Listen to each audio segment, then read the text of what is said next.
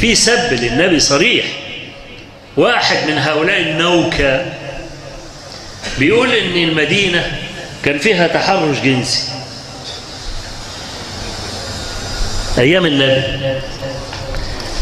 طب إيه الدليل على التحرش الجنسي؟ قال لك عمر بن الخطاب لما شاف سودة زوجة النبي طلع للخلاء قال انظري يا سودة كيف تخرجين فوالله ما تخفين علينا. يعني عمر بيتحرش بسودة؟ الكلام ده يقال في ديار المسلمين؟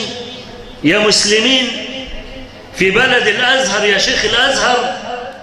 أنا ما أعرفش الراجل ده قاعد بيعمل إيه، شغلته إيه هذا الرجل، مش فاهم والله.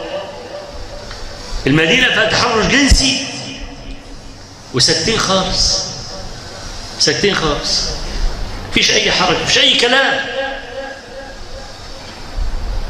لما يطلع هؤلاء يتكلموا هذا الكلام ده مش سب للنبي عليه الصلاة والسلام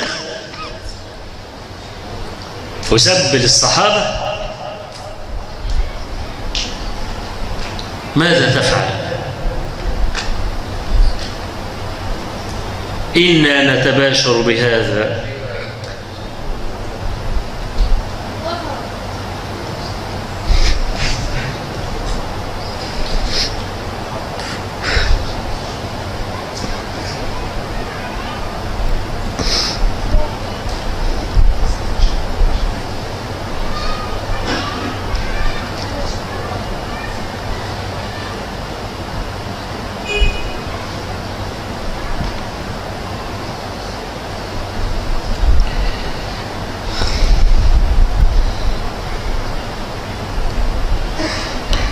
مع امتلاء قلوبنا غيظا مما نسمع.